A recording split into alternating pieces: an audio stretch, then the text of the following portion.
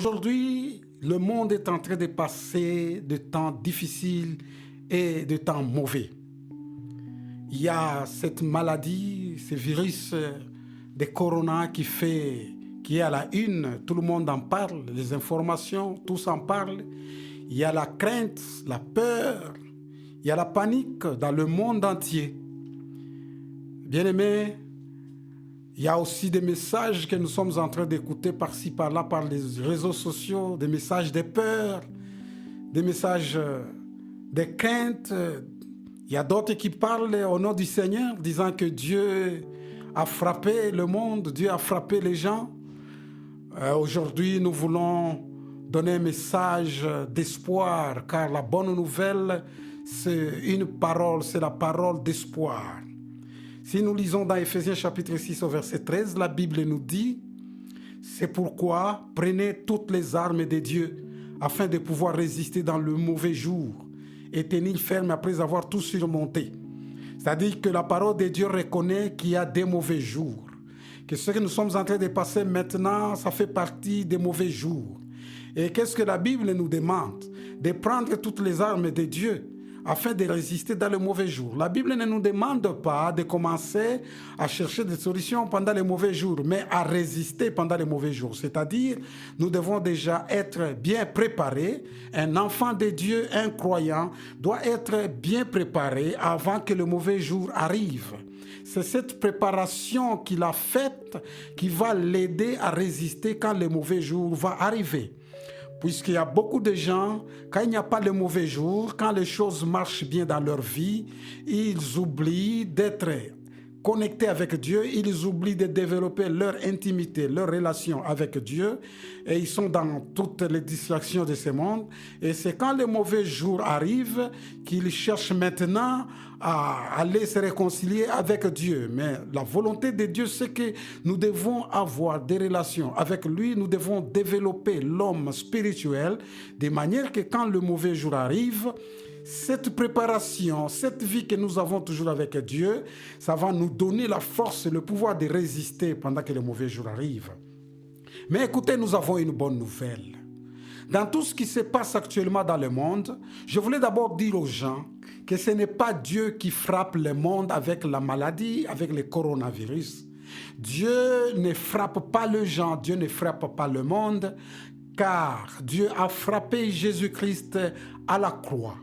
Et effectivement, nous savons que dans l'Ancien Testament, Dieu a frappé, par sa colère, il a frappé le monde par les déluges, il a frappé le monde par le feu dans Sodome et Gomorrhe. Mais quand Jésus est venu, il est venu prendre, absorber cette colère de Dieu pour nous sauver. C'est pourquoi il a tout pris à la croix. Et nous sommes en train de vivre ce jour par cette grâce de Dieu qui fait que Dieu ne nous voit pas, mais Dieu voit Jésus-Christ. Ce n'est pas à cause de nous que nous pouvons avoir la bénédiction de Dieu, ce n'est pas à cause de nous que nous pouvons avoir la victoire, mais c'est à cause de Jésus-Christ, car Jésus est saint, il est innocent. Nous ne le sommes pas, mais nous le devenons par imputation, c'est-à-dire par la justification. C'est-à-dire Jésus-Christ, dans sa sainteté, nous a rendus saints au moyen de la foi. Quand nous croyons en son nom, quand nous nous cachons en lui, et lui, il est en nous, et c'est l'espérance de la gloire. Alors, il ne faut pas croire que c'est Dieu qui est en train de frapper le monde.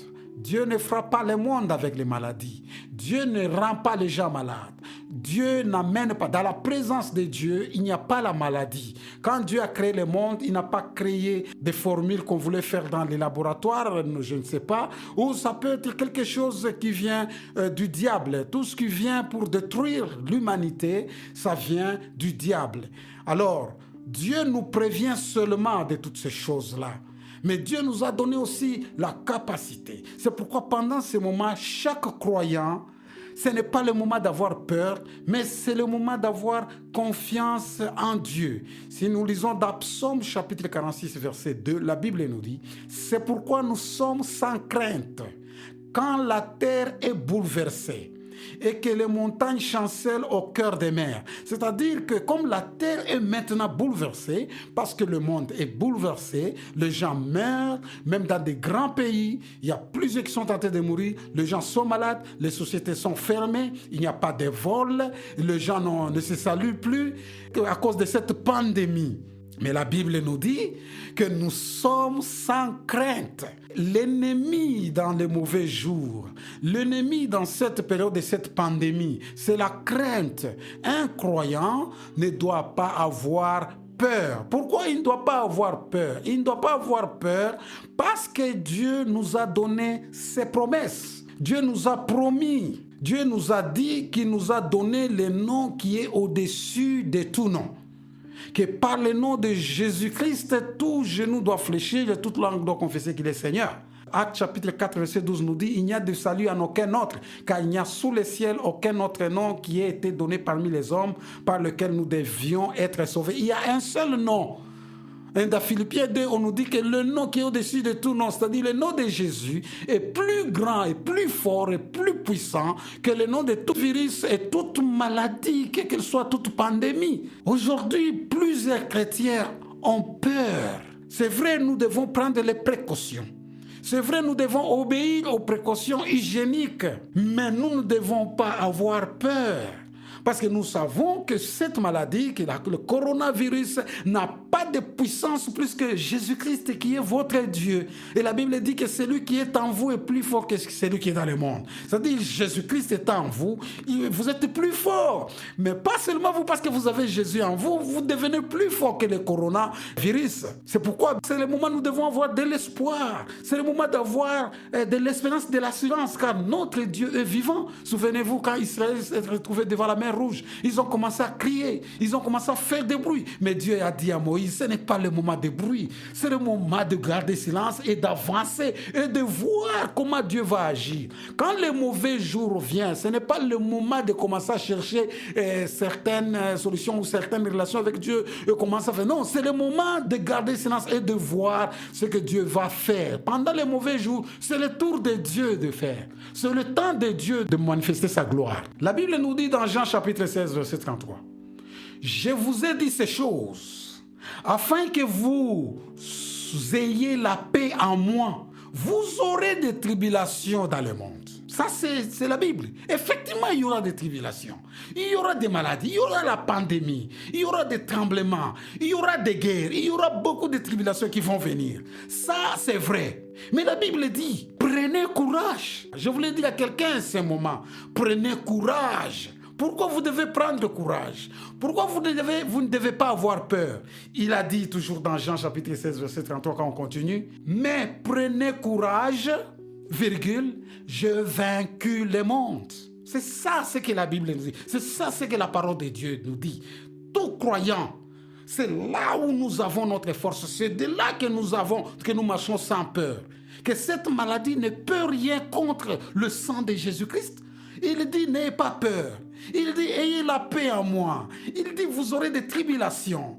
Il dit, effectivement, il y aura des choses qui vont arriver. Il dit que même si la terre est bouleversée, même si les montagnes chancellent au cœur des mers, même s'il y a les mauvais jours, mais il dit, mais prenez courage, n'ayez pas peur. J'ai vaincu le monde. C'est-à-dire, Jésus a vaincu toute maladie.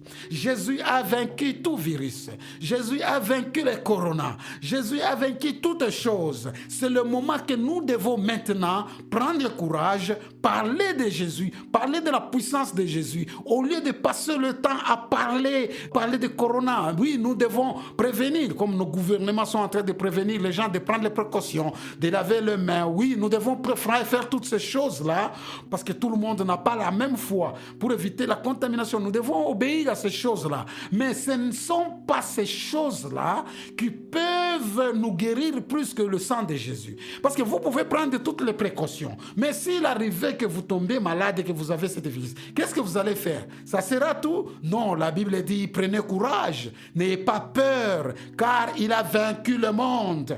C'est très choquant d'apprendre de voir certaines personnes déclarer si haut que ça, c'est Dieu qui est en train de frapper le monde. C'est très choquant d'entendre des croyants dire que cette maladie, c'est Dieu qui est en train de frapper le monde à cause du péché. Bien-aimés, si Dieu frappait le monde avec cette maladie, c'est-à-dire c'est inutile de trouver des solutions. Si c'est la volonté de Dieu, si c'est Dieu qui veut que ce virus puisse détruire le monde, c'est-à-dire toutes les gymnastiques, tout ce que nous sommes en train de faire, tout ce que la médecine va faire, ne fera absolument rien. Parce que qui sera plus fort que Dieu? Si c'est la volonté de Dieu que vous soyez malade, pourquoi vous devez aller à l'hôpital? Parce que si c'est la volonté de Dieu, c'est inutile d'aller à l'hôpital. Parce que Dieu, qui va résister à sa volonté? C'est pourquoi je voulais vous dire, bien-aimés, c'est que notre foi, nous croyants, est maintenant éprouvée.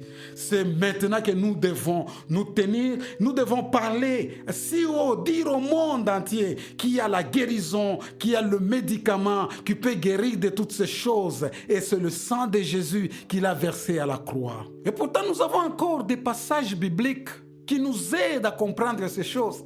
Nous avons encore beaucoup de paroles que nous avions déclarées au nom du Seigneur. C'est que vous devez connaître, bien-aimés, ou bien si vous n'êtes pas avec Christ. Mais si vous êtes avec Christ, bien-aimés, la Bible dit que celui qui est en vous, il est plus fort que celui qui est dans le monde. Jésus-Christ est plus fort que toutes ces maladies. Jésus-Christ est plus fort que toutes ces choses.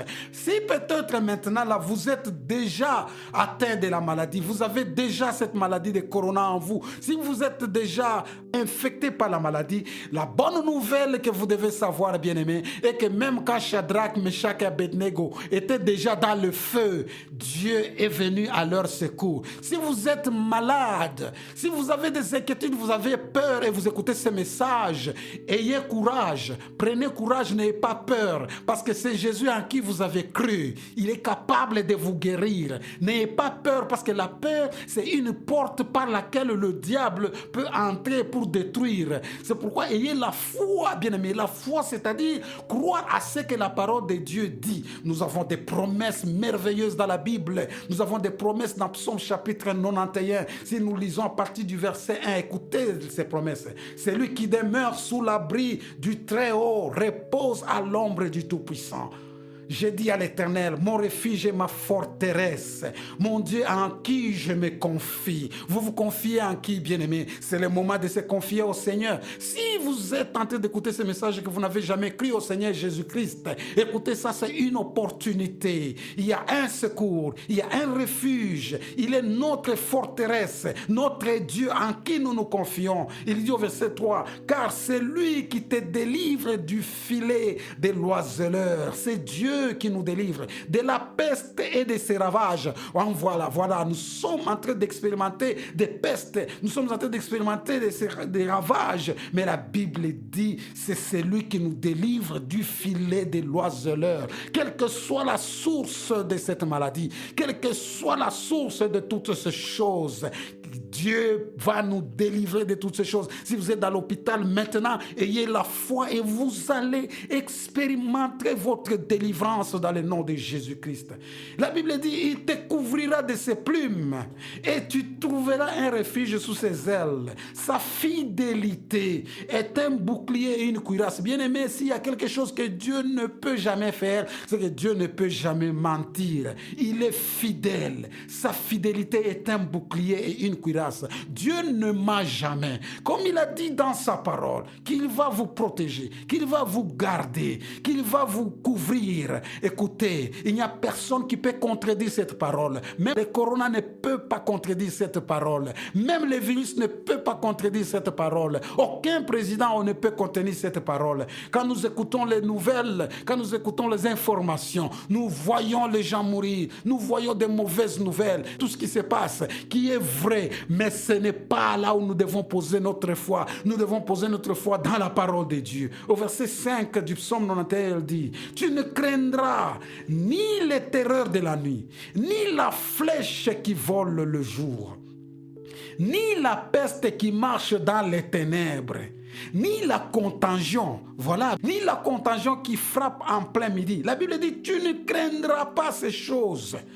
Pourquoi tu ne dois pas craindre ces choses? Parce qu'il a dit qu'il a vaincu le monde. Dans Jean chapitre 16, 33, il a dit que prenez courage, j'ai vaincu le monde. C'est-à-dire là, Jésus-Christ a vaincu toutes ces choses. Quand il était à la croix, il a vaincu toutes ces choses. Et nous avons ce message d'espoir. Et il dit encore que 1000 tombent à ton côté et 10 000 à ta droite. Tu ne seras pas atteint. Je déclare que tu ne seras pas atteint au nom de Jésus-Christ. Je déclare que tu ne seras pas atteint au nom de Jésus-Christ. Même s'il y a 1000 à tes côtés, même s'il y a 2000 à tes côtés, même s'il y a 10 000 à tes côtés, tu ne seras pas atteint au nom de Jésus-Christ. Je déclare que tu ne seras pas atteint au nom de Jésus-Christ. Si tu es déjà atteint, je déclare que tu ne mourras pas au nom de Jésus-Christ. Et la Bible continue par dire, de tes yeux seulement tu les garderas et tu verras la rétribution des méchants, car tu es mon refuge, ô Éternel. Tu fais du Très-Haut ta retraite. Aucun malheur ne t'arrivera. Je déclare que le malheur ne t'arrive pas. Que le malheur ne t'arrive pas au nom de Jésus. Ô Éternel, aucun fléau n'approchera de ta tente.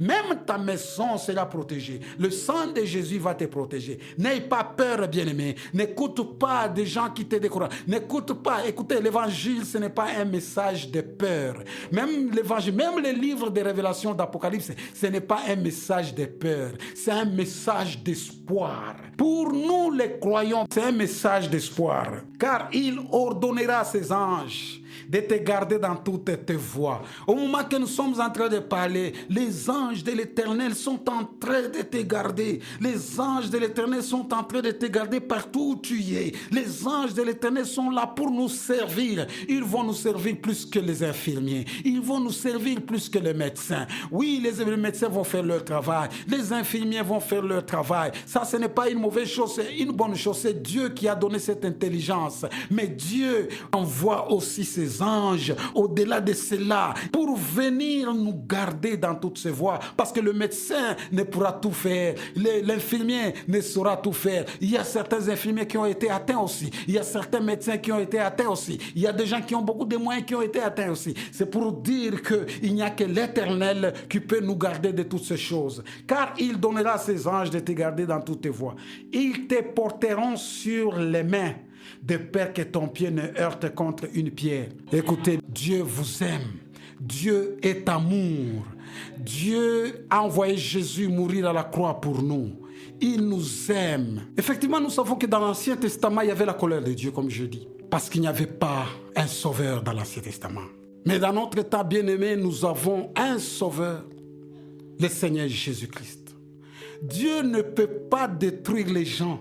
La Bible dit que le diable vient pour voler, il vient pour détruire, il vient pour tuer, mais Dieu vient pour nous donner la vie en abondance. Ce sont deux fonctions différentes. Et il a dit qu'il est venu pour détruire les œuvres des ténèbres, les œuvres de Satan. Jésus-Christ est venu pour détruire les œuvres de Satan. Comme la corona qui est une œuvre de Satan, Jésus-Christ est venu détruire cela au nom de Jésus-Christ. Nous, les croyants bien-aimés, pendant ce moment, nous devons nous tenir et nous devons parler comme il a dit. Il a parlé à la montagne, il a parlé au figuier. Et il a dit à ses disciples, pas seulement moi je parle au figuier, mais je vous dis aussi, si vous avez la foi, vous allez parler à la montagne, elle va se déplacer. Ça, ce n'est pas le moment de pleurer. Ça, c'est le moment de parler. Nous avons le pouvoir de parler à la maladie de corona. Nous avons le pouvoir de parler à ces virus. Nous, les croyants, nous avons le pouvoir de détruire cela avec notre langue. Vous devez parler, c'est le moment de parler, c'est le moment d'utiliser l'autorité que Dieu nous a donnée. Car Dieu nous a donné de l'autorité, il dit, je vous donne le pouvoir de marcher sur les serpents, sur les scorpions. Si nous avons l'autorité de marcher sur Satan lui-même, à combien plus forte raison nous pouvons marcher sur ce que le diable fait? Parce que Satan lui-même, il est plus fort dans son monde là-bas. Et s'il envoie ces histoires, si nous, il est sous nos pieds, à combien plus forte raison la sorcellerie, le corona, les maladies, la pandémie est sous nos pieds. Ça, c'est le moment de parler. L'Église doit parler. Les croyants doivent parler. Ils doivent s'adresser à cette maladie. De quitter, ce n'est pas le moment d'aller vers Dieu, commencer à pleurer. Oh Seigneur, oh regarde ceci, cela. Dieu connaît, Dieu nous regarde et Dieu nous a donné le pouvoir. Il nous a donné le mandat et il est en train de regarder qu'est-ce que nous sommes en train de faire. C'est pourquoi il dit dans sa parole, mon peuple périt par manque de connaissances. C'est par manque de connaissances que nous périssons. C'est par manque de connaissances que nous périssons. Et même le diable vient détruire les enfants de Dieu parce qu'il voit en eux qu'il y a l'ignorance, qu'il n'y a pas la connaissance. Écoutez, le diable vient nous rendre ignorants pour qu'il puisse nous détruire, parce que le diable connaît que celui qui a la connaissance de Dieu, celui qui connaît la puissance de Dieu, celui qui reconnaît que Dieu est en lui, il est difficile de le détruire. Et c'est pourquoi la Bible dit qu'il rôde comme un lion. Il n'est pas un lion. Il rugit comme un lion, mais il n'est pas un lion. Pour ceux-là qui ne le connaissent pas, ils croient que c'est un lion et ils ont peur. Mais ceux-là qui le savent, ils regardent et disent que ce n'est pas un lion. Il vient avec la tromperie, mais en lui, ce n'est pas un lion. La même chose, n'ayez pas peur. Priez, déclarez, parlez dans ce monde. Il y a la puissance dans votre langue. Quand vous parlez, ça va. Ne pleurez pas, bien-aimés. Ne vous effrayez pas parce que nous avons de l'assurance. Écoutez, même s'il arrivait que quelqu'un est malade et il est mort, il n'est pas toujours perdant, parce que quand quelqu'un meurt, il est dans le Seigneur. Il va se voir avec Dieu. Donc nous avons de l'espoir, nous avons de l'espérance à tous égards. C'est pourquoi Shadrach, Meshach et Abednego ont dit, nous n'allons pas adorer notre Dieu. Et on leur a dit, mais on va vous jeter dans une fournaise ardente. Il dit qu'il n'y a pas de problème. Dieu va nous sauver. Mais même s'il ne va pas nous sauver, nous n'allons pas adorer notre Dieu. Parce qu'il savait que même s'il mourait, il y a toujours de l'espoir, il y a toujours de l'espérance. Et quand ils étaient jetés dans le feu, Dieu n'a pas intervenu quand ils n'étaient pas encore dans le feu. Ils sont arrivés même dans le feu et Dieu est venu. C'est la même chose, bien-aimés. Il y a certaines personnes qui ont même atteint même la maladie.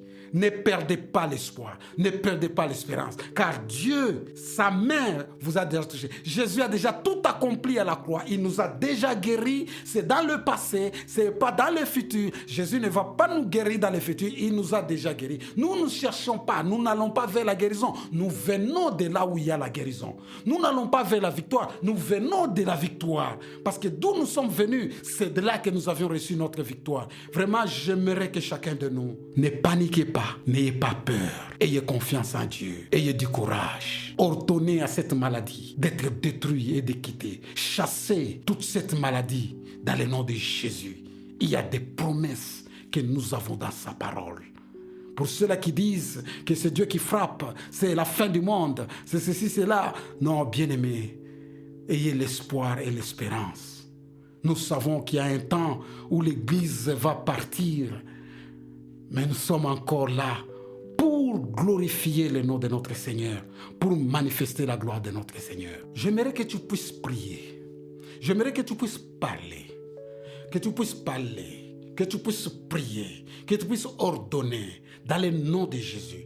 Si tu es quelque part et que tu es déjà malade, j'aimerais que tu répètes après moi. Au nom de Jésus, Seigneur Jésus-Christ, j'ai confiance en toi. Je t'ai reçu dans ma vie. Je suis ton enfant, tu es en moi, tu es plus grand que cette maladie, tu es plus grand que le coronavirus, tu es plus grand que toute infection.